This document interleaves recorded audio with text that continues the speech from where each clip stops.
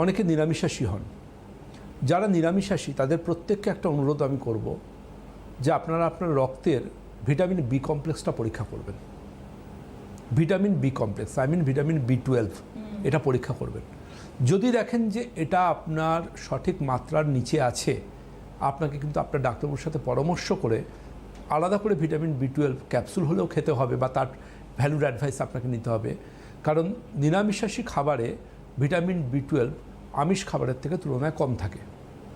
তার জন্য যারা নিরামিষাশী কিছু ক্ষেত্রে দেখা যায় তারা হয়তো ভিটামিন বি12 ডেফিসিয়েন্সিতেও ভোগেন। তো ফর্টিফাইড সিরিয়াল অনেকে খান, যেগুলোতে আলাদা করে ভিটামিন বি12 মেশানো হয়, কিন্তু সব ক্ষেত্রে যারা সেটা খান না তাদের ক্ষেত্রে কিন্তু সমস্যা আসতে পারে। তো তার জন্য ভিটামিন বি12 পরীক্ষা করে দেখতে হবে, কারণ ভিটামিন বি12 যদি ডেফিসিট থাকে, কারোর কম থাকে, তার কিন্তু স্মৃতিভ্রংশ হয়, স্মৃতিশক্তি কমে যায়। এটা কিন্তু খুব প্র্যাকটিক্যাল একটা ম্যাটার।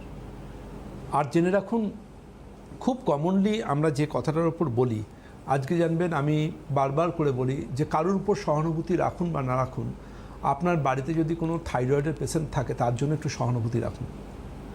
কারণ এই থাইরয়েডের পেশেন্টের না খুব মানসিক সমস্যা থাকে, তারা একটুতেই খুব স্ট্রেস করেন, অ্যাংজাইটি করেন, টেনশান করেন, এবং এটাও প্রমাণিত হয়েছে যে হাইপোথাইরয়েডিজমের মতো সমস্যাতে কিছু ক্ষেত্রে কিন্তু লো মেমারি কাজ করলেও করতে পারে, ব্রেনের একটা ডিস্টারবেন্স কাজ করলেও করতে পারে।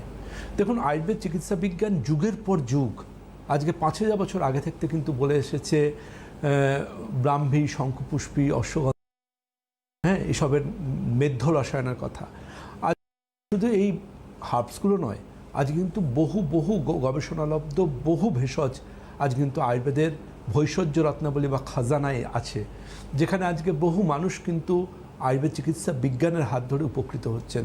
যে কেউ ইন্টারনেটে সার্চ করলেও আজকে আয়ুর্বেদের তাবড় তাবড় বিশ্ববিদ্যালয় এটা নিয়ে কত সুন্দরভাবে কাজ হচ্ছে তারা জানতে পারবেন। আর পরম্পরা আয়ুর্বেদ এবং আমি তো রয়েছি আপনাদের পাশে, আপনাদের সাথে সব সময়ের জন্য।